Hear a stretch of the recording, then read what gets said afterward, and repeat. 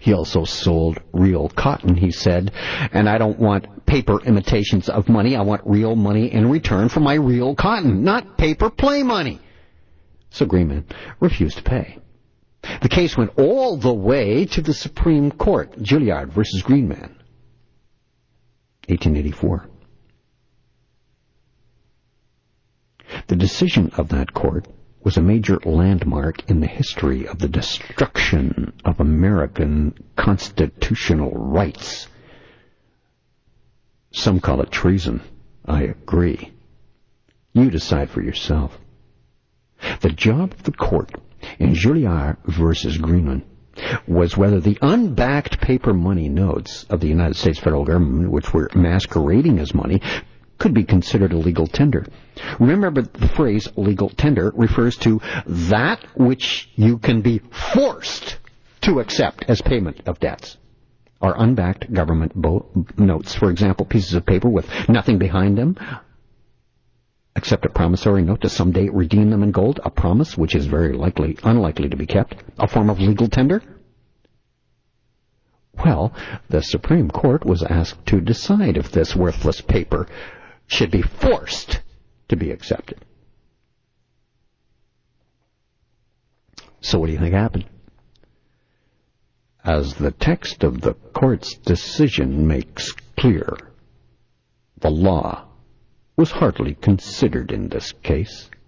The real consideration at hand was that the United States in 1884 was destined by the Illuminati to be made into a world power and needed more money for imperialistic expansion. This world power business was intoxicating stuff, causing those who believed it to lose sight of what America was and what the word freedom really meant. So, as you've probably already guessed, the court decided in favor of Gilliard. The court declared that the government's paper was indeed money, and that no American had the right to refuse to accept it. So in a land where a constitution forbids to this day any form of legal tender other than gold and silver coins, worthless paper money suddenly was thrust upon them. On that day, the floodgates of tyranny were very quietly opened. It's over 100 years later now. That was in 1884.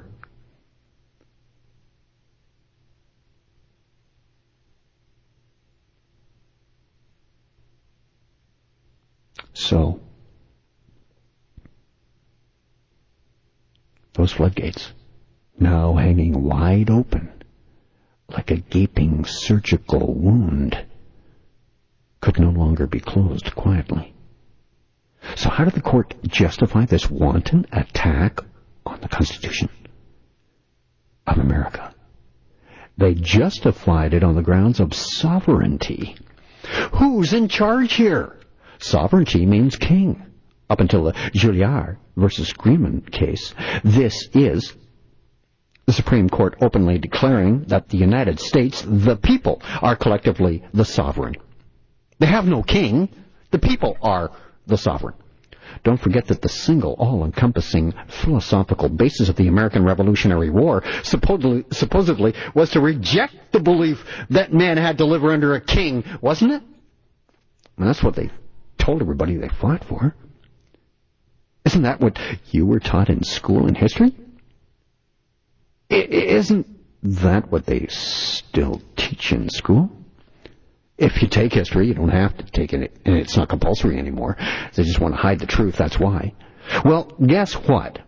That's not true anymore, and it hasn't been since 1884, the year the Supreme Court ever so quietly announced that the United States federal government was the sovereign.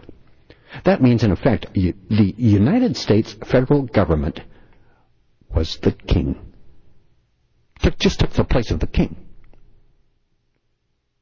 America got a new king.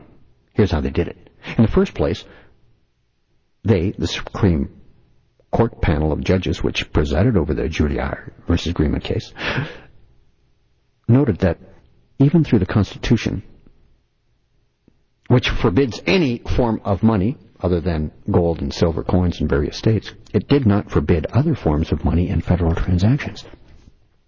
And that's true. The U.S. federal government indeed has the right to pay anyone in any way it pleases as long as the transaction's legal and as long as the other party agrees. But it has to be voluntary. Or you go back to the old damn gold and silver story. We're going there. Because I don't want that. I want the gold and silver.